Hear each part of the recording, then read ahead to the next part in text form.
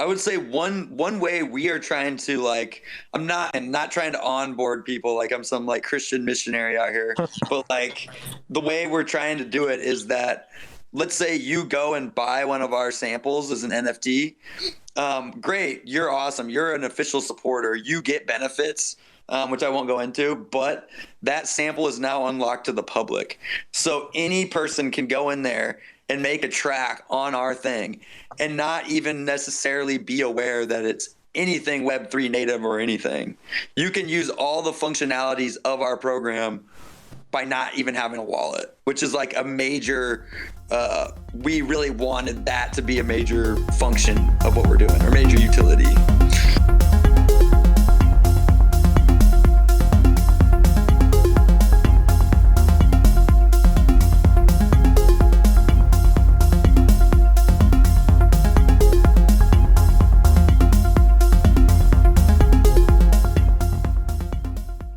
Vibrations are our weekly hangout spaces to chat with fellow creators in the space we admire.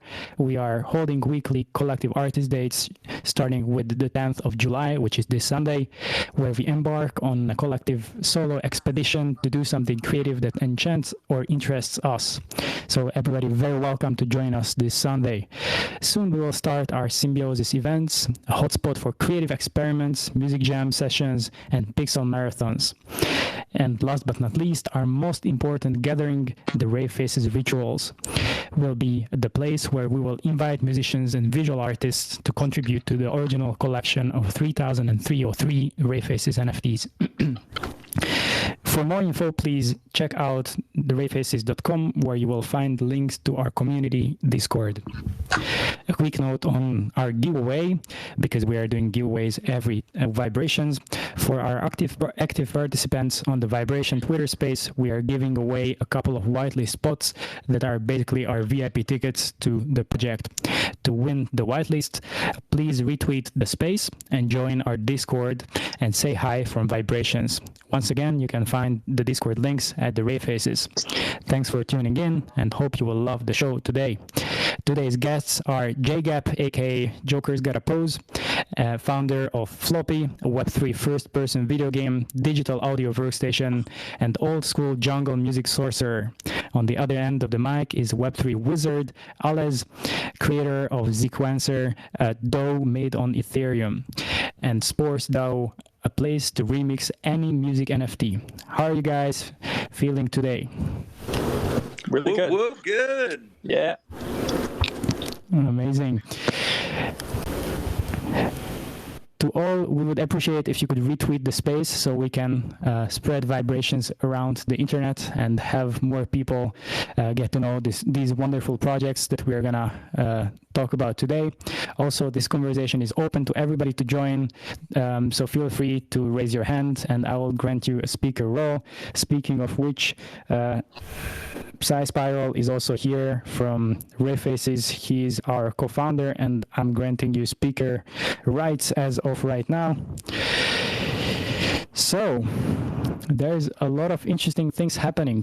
Thank you everybody for tuning in. I'm honored to have you guys here, and it's a very special day because we have two projects in the same time. Have you guys known each other before?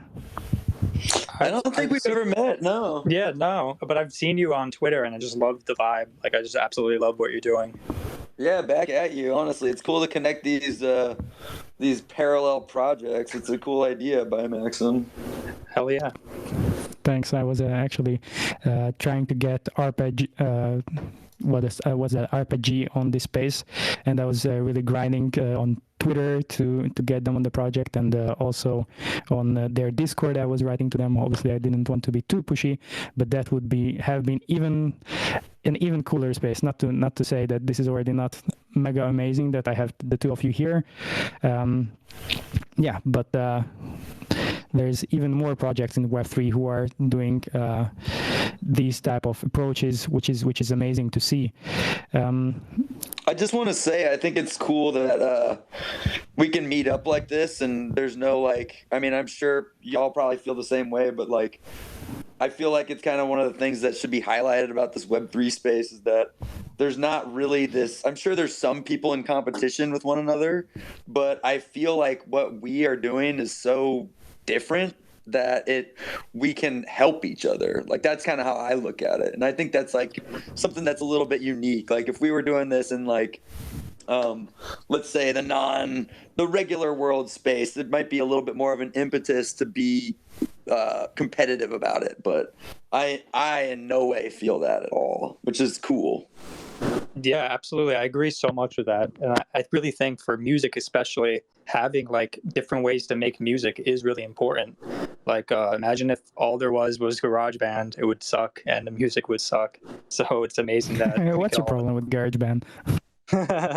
Yeah, but no, Yeah. I feel you. And like, I just want to say, like, in no way am I trying to make Floppy take anything's place. Like, it's not trying to take GarageBand's place. It's just like, as you said, another way, Yeah, I love that. Fuck, damn. I mean, I'd be a fool if I was trying to. There's no way. I don't have I don't have billions of dollars. I can't, make Ableton on Ethereum and make it take over. I feel that. Well, that's what you're going for. You're recreating Ableton on Ethereum, or at least GarageBand. Yeah, it'd be great, but I mean, at least. And I actually have a Russian friend who, once I met him through my girlfriend, and he's creating his guitar music completely in GarageBand. He's not a professional musician, but he swears for GarageBand because of its simplicity and for its ready-madeness. So, I mean, that has its user base as well. For probably 5 to 10 years, honestly, before I switched. 5 to 10. Reaper was my next stage, What was your second stage? Reaper. Reaper. All right. Yeah. Well, I love Reaper. You make jungle music, so you gotta have Open Reaper. Source. It's sick. Speaking of jungle music, before we start jumping into the project side, so just to introduce you guys again, Jgap is here for Floppy, and Alez, I hope I pronounced your name correctly, is here for Zequencer, and I guess as well for SporesDAO, we can say? Yeah, for sure. And that's, it's a made-up name, so that's... So I can pronounce it anyhow. Well, I mean, how do you prefer? Alez, Alez? Alez. Yeah. All right. Alez. I can do all different pronunciations. Maybe I will play with that. I'm going to take just to have fun. All right. So before we start chatting on these wonderfully super amazing projects, I want to ask you, Jgap, first, if you could give a little bit of background on yourself, because you were saying that 5-10 years GarageBand, and then I guess a lot more Reaper, and then you did something else probably, and now you're doing Floppy. So you have quite a background there. Oh yeah, well, I mean, that's just like some music production stuff, but I run a small label called Joker's Got a Posse. We do pretty much only vinyl releases, but we got digital, but I'm just kind of vinyl obsessive in that way. So, but unfortunately the plants have kind of slowed down and things are a little bit more difficult. So, and the pandemic kind of prompted me to jump into working on Web3 stuff. And then I feel like it was kind of a logical progression to move into making our own tools online for making Floppy, because it's a throwback to and I won't get into the project, but it's a throwback to the MPCs and floppy disk, like early MPCs and floppy disk samplers. So that I kind of like started like I say, I was working on GarageBand and Reaper, but I would basically just be using that as like an audio capturing device, and then I just use, and I had a tape machine too, like a reel-to-reel, and I would just use old school MPCs with floppy disks, all my samples on floppy disks, and that's kind of how I learned how to sequence and sample, because all the DAWs kind of had too many buttons and possibilities. So but then, I made my way through all those and then ended up finding Ableton. And I felt like once I finally got on Ableton, I could really, truly appreciate it, because I'd learned to work with 20 megabyte floppy disks. So, but I'm just trying to do a throwback to that, really. Give people tools with limited possibilities, so it can That's a potentially very open interesting point. possibilities for you. Limited possibilities. When we had a call earlier, we touched on this topic of limited possibilities, and that really, in my musical career, I've always looked for infinite possibilities so that I can, because I have a very, very complicated live set, which I translate my music to this live set, and I do visuals in the same time. So I always felt that I need infinite possibilities so that I can write the music in the same DAW, and then in the same, without having to convert it into another DAW, I can have the same VST instruments in the same DAW and then play it live. But on the other side, just for writing music, limitations are amazing, I guess. Yeah, and it might not even be your final thing that you want to make, but it can be a creative exercise at that point, and just like, oh, I'm gonna like spill some ideas right now and just get them out of my head, and then move on to what you really make. Who knows? You know what I'm saying? Yeah, definitely. I actually have two synths behind me that used to be my dad's. One of which was my first synth when I started being in a rock band when I was like 14, I believe. And this other one is this huge synth that you need like two people to carry it, especially when it's in the flight case.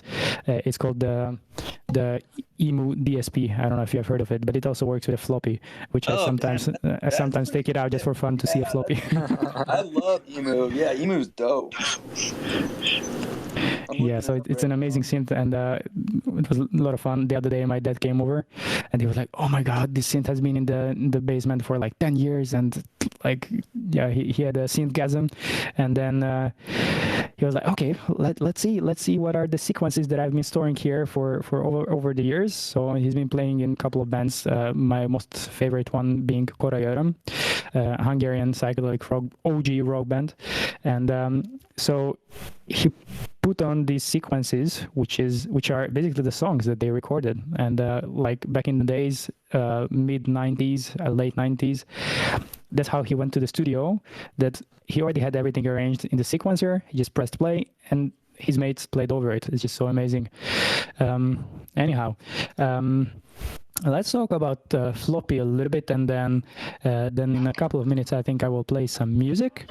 Maybe I can show some samples or some of your music, Jgap, and then we will steer over to Zequencer. But yeah, let's start with Floppy. Could you summarize in 2 brief sentences what Floppy is? 2 brief sentences. All right. It's a decentralized audio workstation built on the Ethereum blockchain with an FPS first-person sampler interface. So that's our little like tagline. But can you do it again so that a normal person can understand? It's also a sample marketplace. Well, I would say that's for like nerds, right? They like the DAWs and they like the FPS, that's first-person shooter. But it's a sample marketplace with it's so many things in the same time. Okay, yeah, so it's a lot. It's a whole ecosystem, right? Sample marketplace, a DAW, a digital audio workstation, and a music marketplace where you can sell your creations. I mean, that's like the whole ecosystem right there. All right. And why a video game? Because it's cool, right? Like, I don't know, it's kind of fun. And like I said, it's working with a lot of simplicity. So if it was a really like built out DAW, like Ableton or something, would you really want to be in a third person place? Like, probably not. But because it's so simple, I feel like it can be awarded those extra style points and something that's a little bit more unique and speaks to like maybe where we're headed with VR. Because I would say that's like right around the corner for Floppy, is integrating it into VR after our launch. So just basically like speaking to like kind of the metaverse culture that's happening right now. So I'd say that's why. Can you give a little bit of breakdown of when you started working on Floppy, and where are you at right now? When are you planning to launch? And then what's going to be the first couple of big steps for you? So we started this idea back probably almost exactly a year from now, in August, I'd say, last year. And I'd say we started development probably in October of last year. and we're actually getting really close. We're doing some final touches on the gameplay. It's being developed in Unreal Engine, and we're doing some final touches on the recording mechanism because right now we're opening things up for beta testing. But in kind of a fun way where it's kind of like a release for some of the people who've been with us this whole time. So that is for the music making aspect of it. But the marketplace is still in production, but that is actually coming along pretty well. It's hard to give a timeline, but I would say this year, honestly. Like, I would be surprised if it came out next year, but who knows? But we are getting ready to pull the Band-Aid off and just release this thing. I love that metaphor. Speaking of Band-Aid, I will say the crypto crash has been kind of great for my stress levels because I just feel a lot less FOMO right now of a pumping market, so I kind of am like, oh, we're chilling a little bit and taking step by step. But yeah, I would say it's coming along. You're somehow reading my mind. That would have been my question, how the bear market has changed your thoughts on the project, because it definitely has changed ours on RaveFaces as how we have been developing the project. But I'm joining you that I'm definitely calmer this way. Obviously, it's going to be a very different drop in the bear market, dropping in our case 3,303 NFTs, than dropping them in the middle of a pump when Bitcoin is like $2 trillion. But I'm fine with that. It's much nicer to build in this calm environment without FOMO. So I definitely join you on that. I hate that anyway. And like, I in real life before I joined this whole madness, like I really, really tried to avoid all that with staying clear of social media and all that stuff. But it's been all right. Yeah.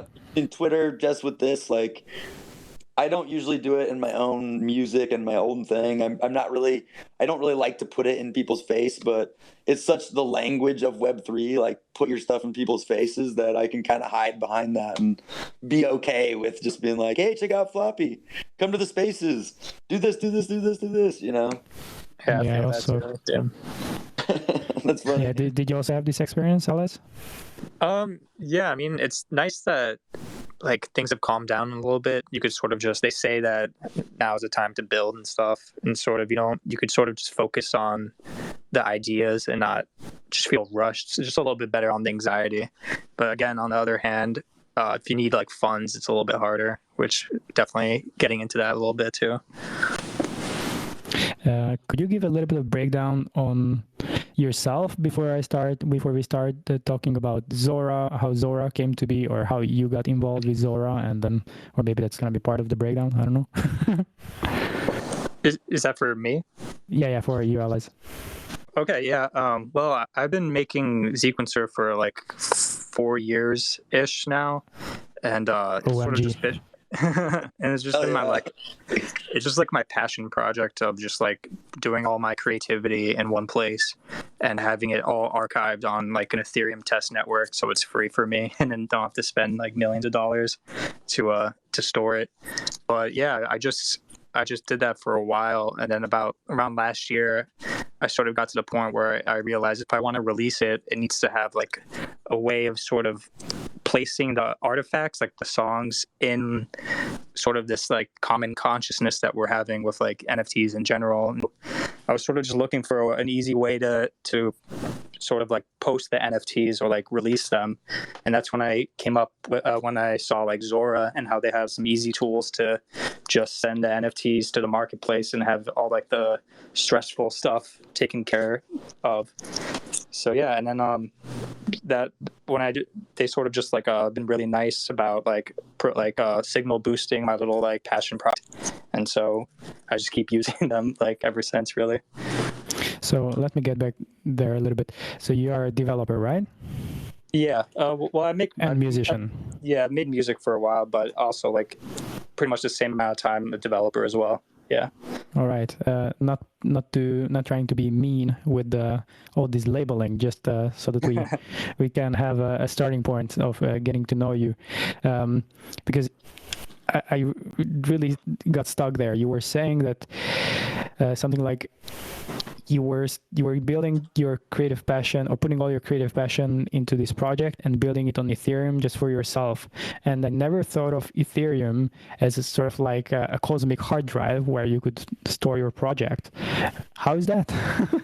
Yeah, I mean, it's kind of cool because it's like if you store stuff on Ethereum, even if it's like a test network, you just have like thousands of computers just backing it up like constantly. So it's sort of like it's sort of just like automatic like backing it up, which I find really helps. I have like some like old SD cards like somewhere in the ether where I have a lot of awesome samples for my SP404 that I honestly don't know where they are. And I always like think back about how I wish I could just have all my creativity sort of like somewhere, at least so I can like go like reuse it and stuff. So that's why I try to like just do everything in Ethereum while I can. Pun intended. I didn't catch the pun. Where was that? SD cards lost in the ether. Oh shit! Damn, I didn't. Yeah, so I'm really trying to wrap my head around Zora. So Zora is basically this protocol that is a DAW, and they have developer tools that you can use to build on top of it. So you're not really like working for Zora, you are using their tools, and then basically you are under the umbrella of Zora. Is that correct? Yeah, that's exactly right. Yeah, I don't really work for Zora at all, but I use their tools, and I really appreciate that their tools work. Like I think I made my first money, like a little bit of money off of just the whole NFT thing last month, and I use a little bit of Zora to sort of do the whole marketplace on our website, so that the user doesn't have to like leave the website to buy the thing that we made. And it was just, I was really stressed out that it was not going to work. Like people were going to be mad, but in the end, everything worked great. And that just made me really good for my anxiety, really. Awesome. What was that? Your first project? Oh, well, it was like our first drop for SporesDAO, like our remixing platform. We just released like a few little like players as sort of like these like digital art like boxes that you can buy, and we sold a few of them like last month for the first time. Can we go back in time a little bit, and could you maybe give us a little bit of breakdown of like in timeline? First of all, the timeline of you have been working on Zequencer for the past 4 or 5 years.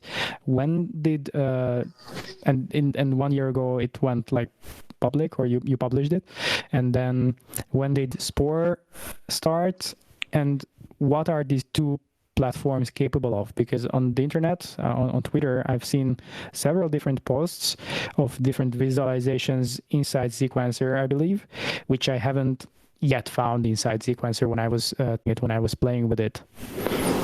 Yeah, for sure. So like basically, so in the past like year, I got more and more into like graphics and stuff, and the idea of like visualizing music. And so I sort of just like it takes a long time for me to learn stuff like that. So I was just experimenting the whole time and like posting, I guess, the little snippets of stuff, even if it wasn't totally ready. But around like 6 months ago, Keon, like my partner in Spores, saw one of those videos and reached out to me to sort of create a visualizer for one of his songs. And we just sort of like iterated over that, like him like giving me pointers on where it can go and really helping me become a better artist in like especially in visuals, which I had no experience with. And so over the past 6 months, we sort of brought it from this really ugly thing that I had like at the start to sort of what we have now, which is a little bit more refined. And I think it was about a month and a half ago we like officially like dropped like our first little like release for Spores. And ever since then we've just been like adding more and more stuff, trying to make it more easier to use and stuff. And yeah, I mean, I'm still learning all the graphic stuff. It's freaking hard, man. All right, so as far as I understand for now, Spores is this playful graphic interface which with like 5 buttons that when I press, obviously it will have some graphic animation happening, but if I load a music NFT, then it's going to start putting effects on it, and basically it's going to remix it, right?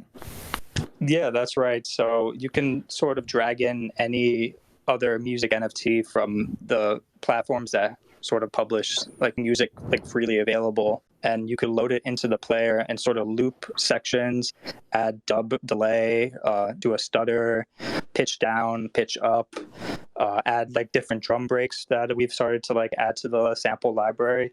Just our like vision for Spores is to sort of like have this new like dub culture where you don't have just free like dub, AK Spores. I like that. Yeah, that's the goal, to sort of have like a exchange of like sounds, like have like sounds from one song like make their way into another song somehow, like infecting it, and just trying to see like what we can do by just keeping track of who did what in this whole exchange, because that seemed to be a huge problem in like previous dub cultures in the past. Are you guys stylistically also trying to like push the dub style also? I mean, me personally love dub music, like Jamaican. No, me too. Dub. That's why I ask. Yeah, I mean, I always have that in my head, and I really want to make like the effects more dubby if possible. But we're just trying to like experiment with like. That'd be dope. Yeah, man. Fuck. Like, because like I feel like music. Sorry, I ate a popsicle. Music is kind of going, especially in this Web3 stuff, away from the organic. And dub is so organic, I think it'd be dope to like, not like scrap everything, but like push in that direction. Because I feel like a lot of these conversations, not right now, because we're developers, but that I noticed in a lot of the music NFT conversations, it's usually all about like how we're doing something new, how we're doing something different, but it's rarely about the music itself. And like, that's kind of important to me, and I kind of want to talk about content and stuff. Not like right now, but like I would love like to go on something like Spores and be like, damn, you got the like, Echo Box emulator, and you got the like, like speaking to the culture, which I think would just be dope and powerful like right now, because I feel like that's kind of playing second fiddle to a lot of the like, like, oh, we can change the world with music NFTs and stuff. I'm just playing devil's advocate a little bit, but that's just what I would like to see. And that's what we're trying to copy a little bit, is like, this is the jungle pack. Make jungle. And that's a really organic music, like dub culture, And then the next one, this is the dub pack. You know what I'm saying? Like, this is the techno pack. And like, there's really like going for it culturally. Just, you got me excited when you said dub. Like, I was like, yeah. I would go and dub out some shit on there. That'd be fun. Yeah, that's man, a super good point. It's all about you have to acknowledge the past. It's not, everything is not new. Maybe some things are new. Even with music, like we rarely hear about new genres these days. So it's sort of important to like figure out like what parts of the past worked, and how can we sort of just fortify it with like some new ideas, and just sort of like I don't know, just play with it to see if we can come up with like a cool like new angle, and I don't know, just make stuff that sounds cool and what get people excited about it who might not have never used the dub Echoplex. For real, and make it like easy for people to engage. Yeah, man, I would love for just people to just like experience like adding the feedback in a dub delay pedal and seeing, oh, that's how that works. Like, and like, oh, it's as simple as that. Yeah. Yeah, I mean, what would you say? So like a major journey for me building this has been like making the overhead high enough for people who already make music to have enough options to like be able to like really like do some cool stuff in there. Also balancing that with making it so, hey, I've never done anything before when it comes to making music, and I can come in and make a beat on this. Like, what's been your experience with that, making Zequencer? Yeah, for Zequencer, that's a whole nother story, just because I haven't really promoted it too much, and it's sort of like I kind of think of it as my personal thing, but Well, beyond promotion, but like just UI speaking. Yeah, I mean, honestly, it's usually just with my friends who are like, we get together every once in a while and we just try to jam out to it and try to explain like the latest thing that I want, that I'm excited about. But yeah, I definitely feel that when I work solely on something, I get caught up in just trying to make it like the most advanced thing rather than it being like just something someone can pick up, which is why I was really surprised when I saw that video that you the rave. By the way, what's your name? The host of the RaveFaces, like by Maxim. By Maxim. Yeah. Oh yeah, sorry, I kind of blanked there. I was really surprised when I saw the video that you posted of like using it, and it just really made me really happy because in my head I'm like, oh, Zequencer is so hard. Literally, no one will ever use it except for me. But like just seeing that just made me happy. Can I be honest here? It's so easy that it was annoying that there was always a pop-up window telling me where are the tools. It's hard to get to marry that. It's hard to like, because you got to have some pop-ups and you got to not. And like, I was thinking of a way to like do that. I've been trying to mull over this question for a while, and like we could use the wallet, right? Like you've already been here 2 times. You don't get any more pop-ups. Like I recognize you, wallet holder. I mean, I'm not a developer, but I just was thinking of like, okay, we want pop-ups the first time potentially, but then like, how do we get them to go away? Once we got an experienced user. Yeah, for sure. It would be annoying if like after the 50th time there's still pop-ups and stuff. I think that's a great way to do it. Just see if they've seen the pop-ups and like sort of like are by virtue of being there for long have probably know a little bit about the interface.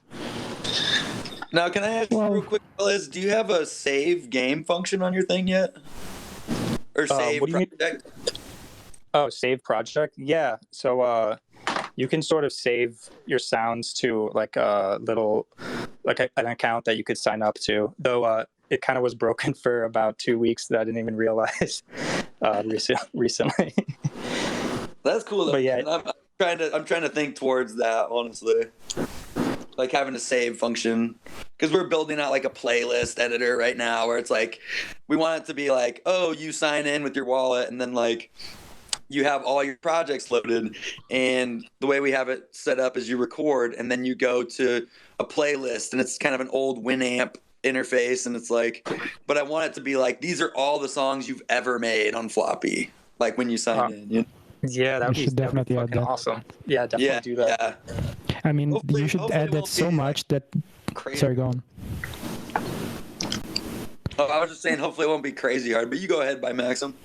Yeah, I was gonna say that I think save function is like, without save function, I wouldn't go and do something, because then... I mean, I don't know if it's personal or it's generational or it's like everyone. Just my personal experience. If I cannot save something, I'm for sure not gonna go back and do something again in whatever tool. Just my personal experience. So you should, I think, definitely like everything that is saved. I mean, the more things that are saved, the better. But that was just a quick note from producers or creatives' point of view. Our initial take in why we didn't have a save function is so that it forces you to make something right now. And like a lot of people might not like be like, oh, that's not how I create.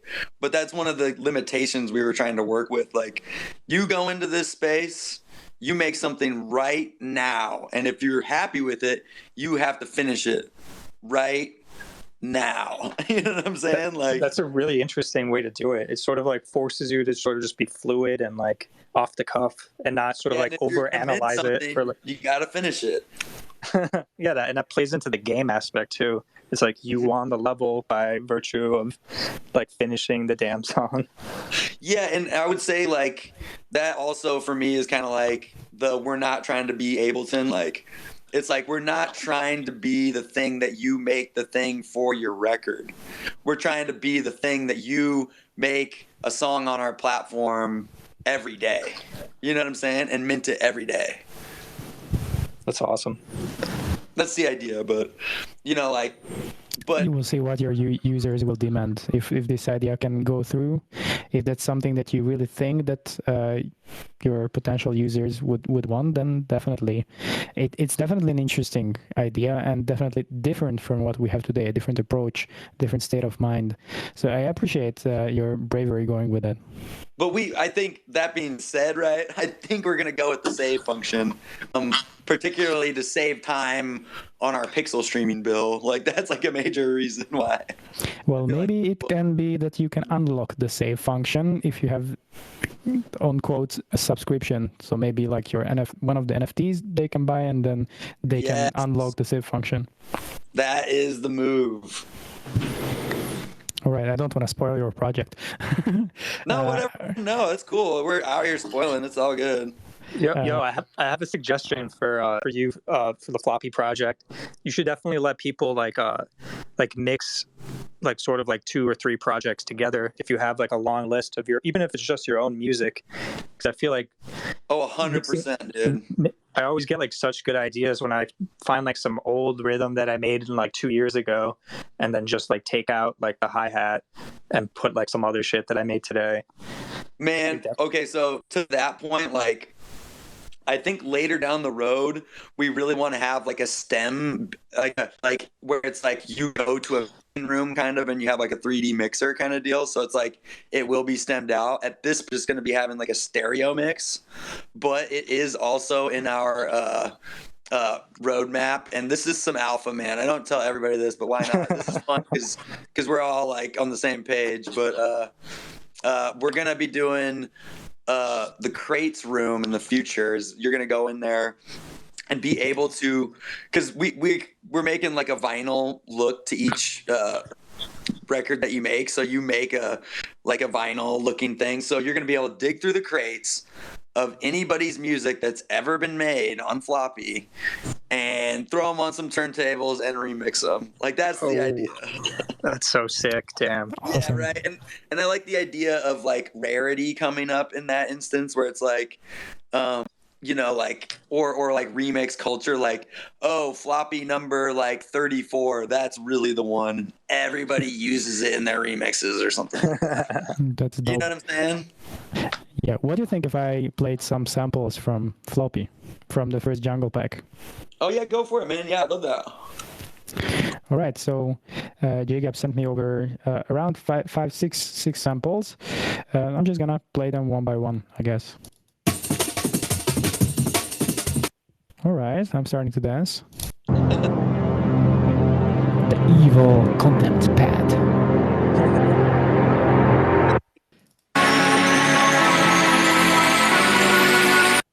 The difficult pad. You could call this maybe Prodigy pad. The ecstasy connection. The ecstasy connection. The ecstasy connection. A friend with weed is a friend indeed. Is this from some children cartoon?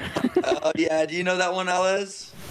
Nah. I feel like I recognize that sound though. I just don't know where it's from.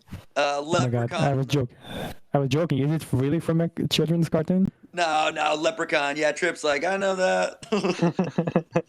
Yeah, Leprechaun.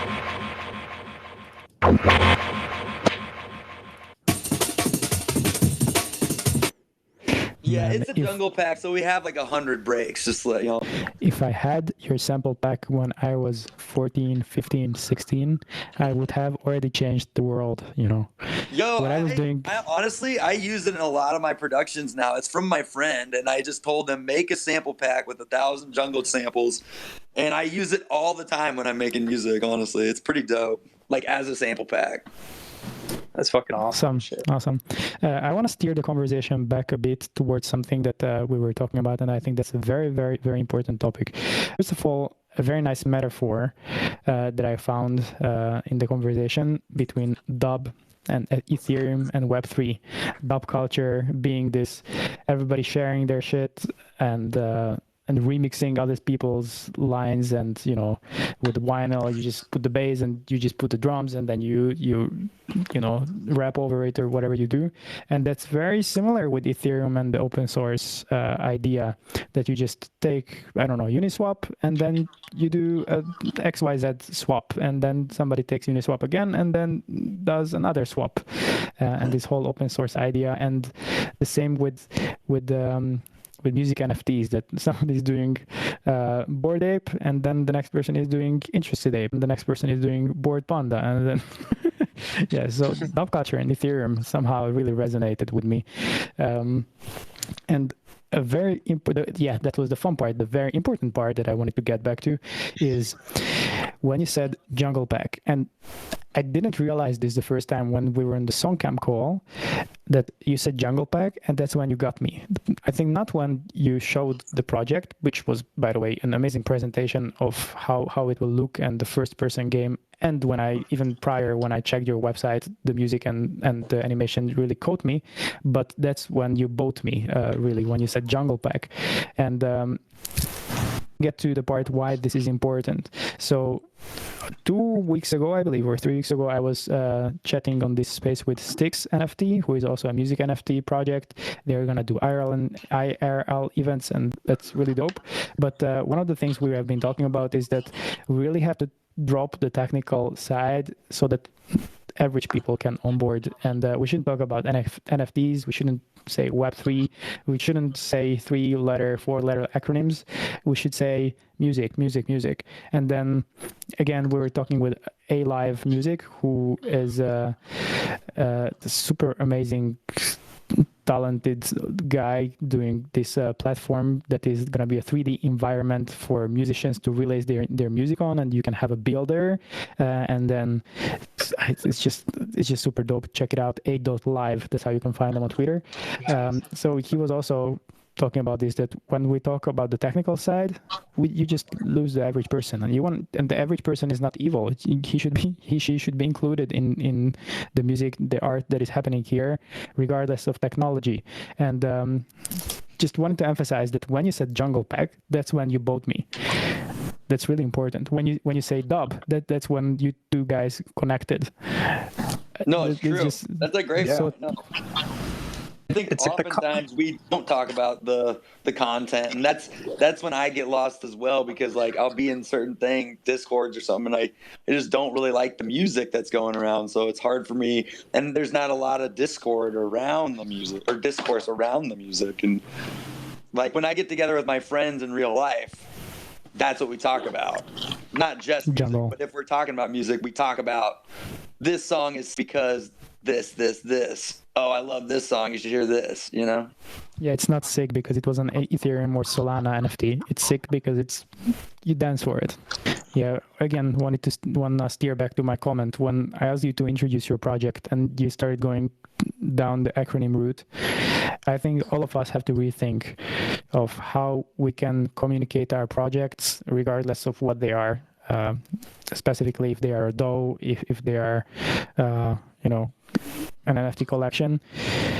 We have to rethink how we can communicate these projects purely with what the art is about and not what the technology is. I mean, obviously we can get a lot of technology freaks inside here, but that's not so much our goal, I believe. Our goal is to get creatives and fans on board, right?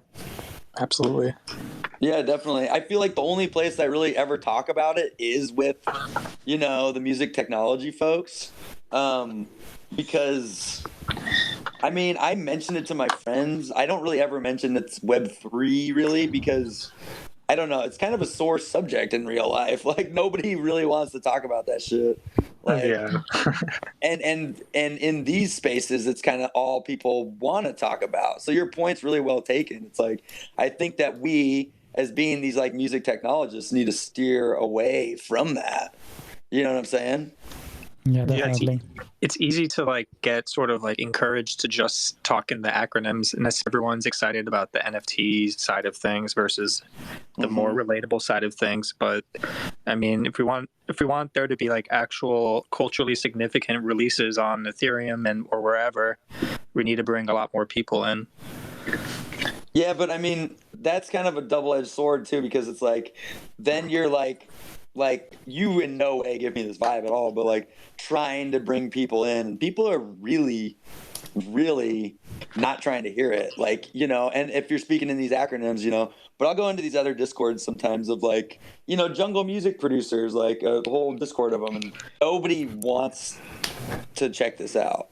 Like, I mean, I'm not saying, oh, boo-hoo me, but like, it's like people are really allergic to it because of all the annoying people in the space. I'm sure you guys have all experienced this. No, I haven't.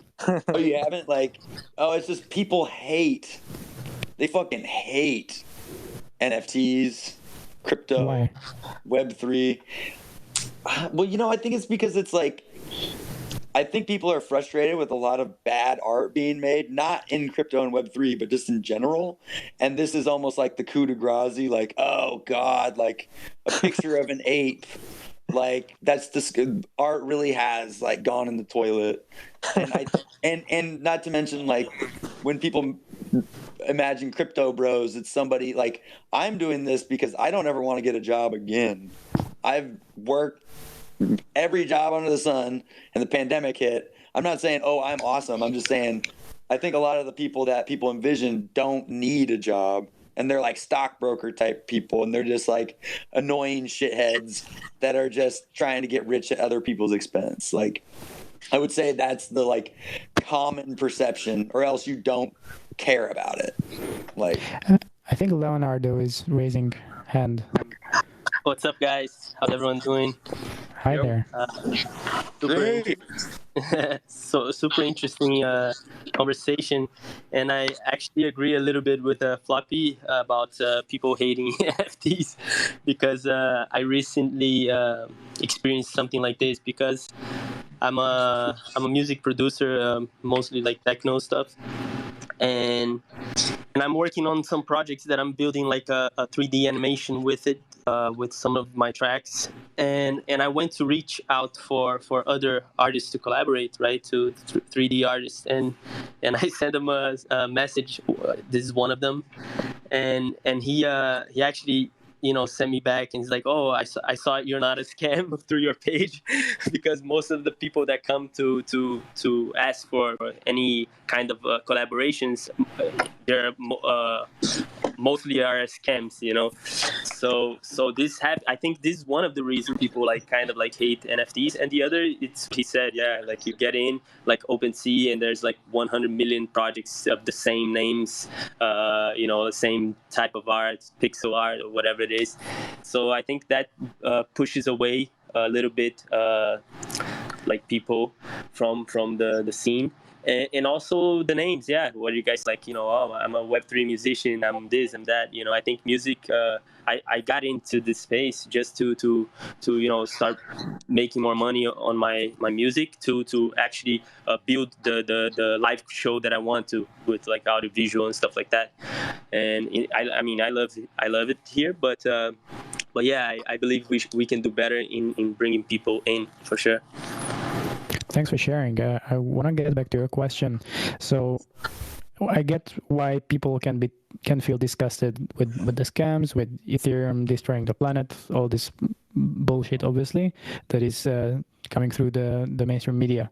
But what's your opinion, perhaps experience? How is it good to communicate a project like Floppy Zequencer or RaveFaces, which is a Web3 native music project? How can you communicate that to a jungle producer, a techno producer, a 3D artist, so that they don't feel pushed away just because it's Web3 native? Well, I usually just say, I don't mention Web3 at all. And I say, hey, I'm building a DAW that's like a 3D video game sort of deal with a jungle pack.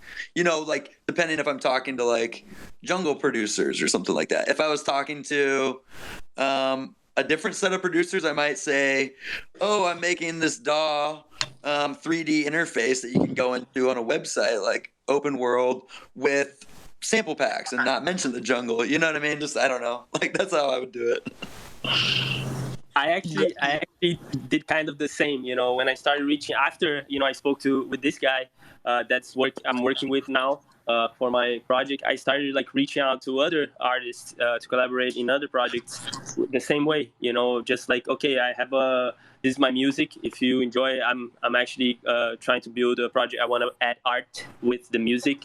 Let me know what you think. And then they come back, oh, I loved it. And, what is the project? And then I started explaining in a better way, like, okay, so, NFTs. But, I explain it's just another way to release your art. It's not just like, oh, NFTs, you know what I mean?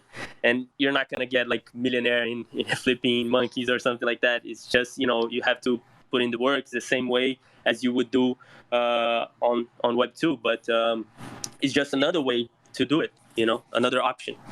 Yeah, 100%. And I would say one way we are trying to like, I'm not trying to onboard people like I'm some like Christian missionary out here, but like the way we're trying to do it is that, let's say you go and buy one of our samples as an NFT. Great, you're awesome. You're an official supporter. You get benefits, which I won't go into, but that sample is now unlocked to the public. So any person can go in there and make a track on our thing and not even necessarily be aware that it's anything Web3 native or anything. You can use all the functionalities of our program by not even having a wallet, which is like a major we really wanted that to be a major function of what we're doing, or major utility. And like, hopefully that can speak to investors and shit. Oh, sorry, Alez, what were you saying? I was going to say, I love the concept of when someone buys the sample, it's sort of like unlocks it to the public. It's sort of like adding to like the library of sounds that everyone has. I just really love that. Yeah, 100%. Trying to be like, you are adding to the public good. So you're a supporter and you're giving us money and the sample artist money and the whole ecosystem money, but you're also giving the platform more latitude, so everybody can use this break now, and you don't have to be coveted. You own that break, sure, but it's not your coveted sample. Like, oh, I bought like 100 samples and they're mine. We're trying to be really egalitarian and let it be a tool for people, and hopefully investors see that and are like, hey, like, this needs to have like more public access, and this is a way to onboard folks. So it's not entirely like selfless in that way, but that's like the bet we're trying to make. And like, I just believe if you put enough time and effort into something, like, it will pay off for you, and it might be a hidden way, but it'll pay off. I agree 100%. And I think also one of the things to bring people that are not in the Web3 scene is to give utilities, because they won't see the value of digital art or music or whatever it is. And like what I'm doing, I have a party in New York, right? So like, buyers, holders, whatever, they can't come to the parties as well, stuff like that. And like you were saying, like the samples they can use and stuff like that. And I truly believe like some people don't like the utilities, but for people that don't see value in digital art, the utility is what really matters. So I think one of the things, is to add some utilities for buyers.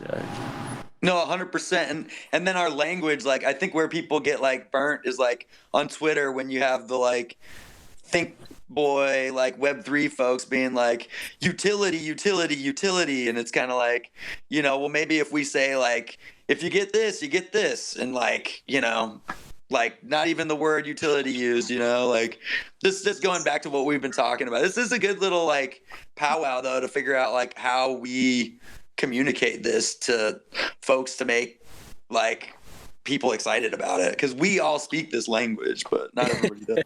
For yeah, sure. we definitely have to change that. No, the words are overused all the time. So yes, I agree. We should find a better way. Mm-hmm. The best word ever that never gets overused is jazz. You can always use come jazz in my sequencer, come jazz in my collaboration, come jazz with me tonight. That's when we really couldn't figure out with my band Psyborn, it used to be a band, now it's a live act, what kind of music genre wise, what music do we make? We were like, electronic jazz. Come jazz tonight with us. And then sometimes people came. Sometimes. All right. how about some music?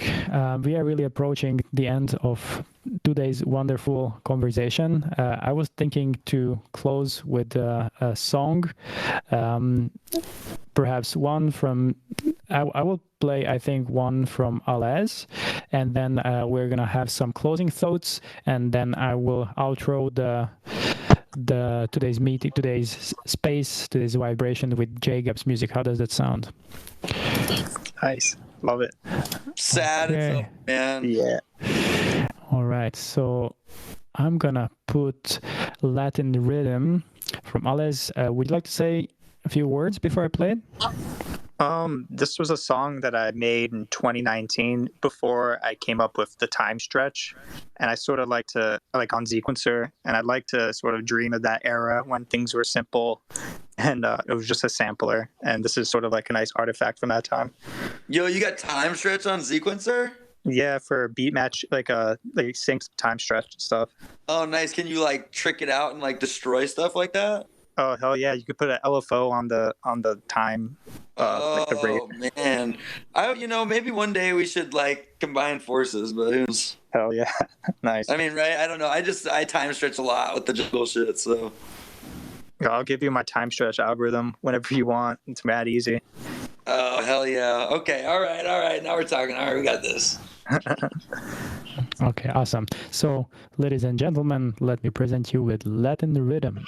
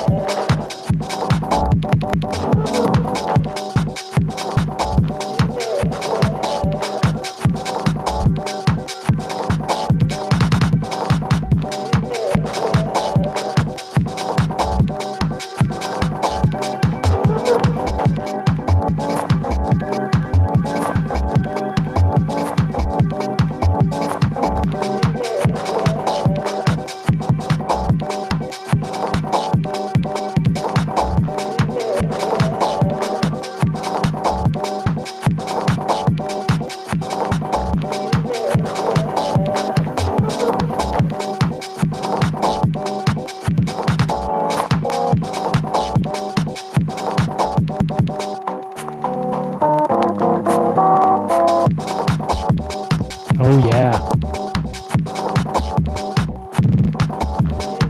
There's the time stretch.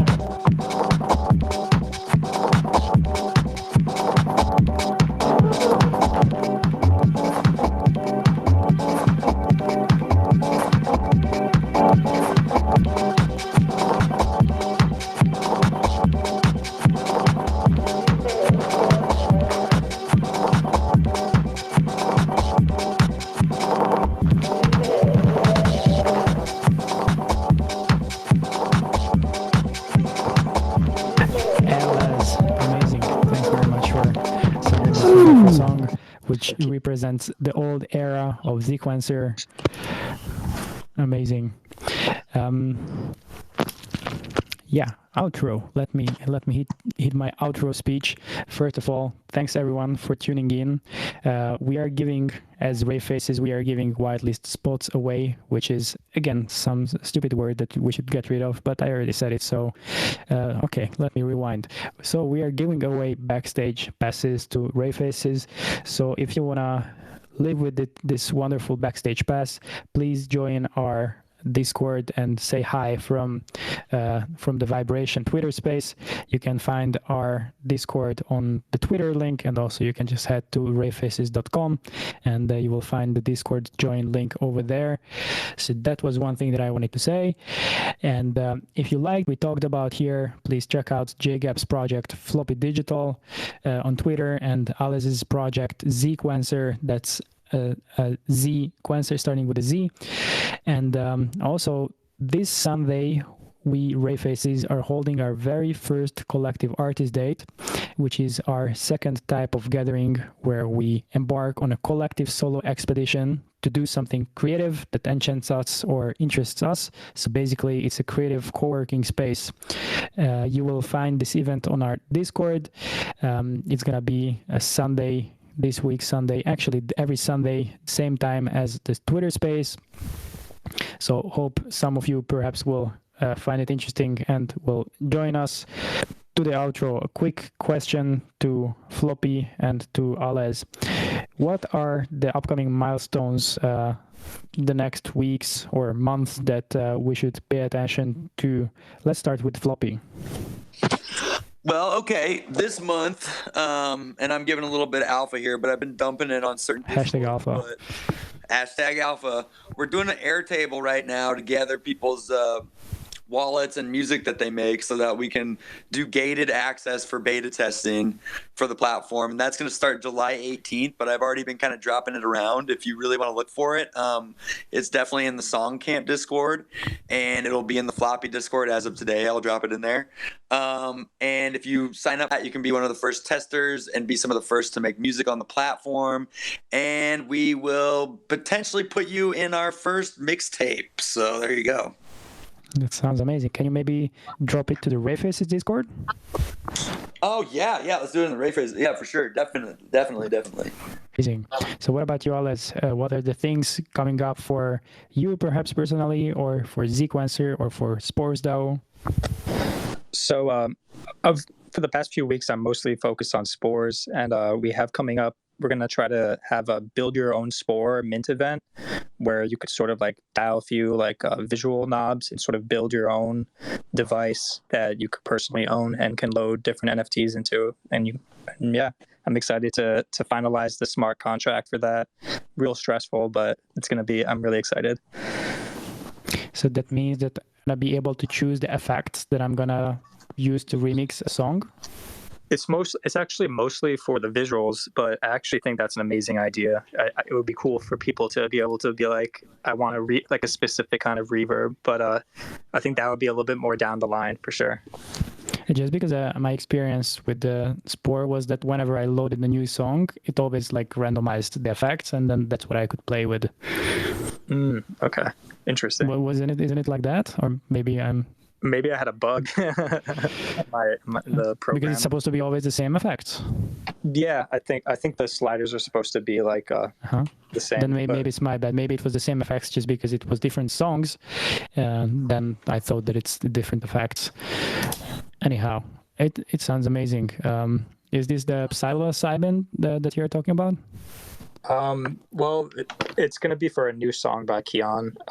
It's probably maybe like... Okay, this is the title of the song. Okay, I thought it's the visual look.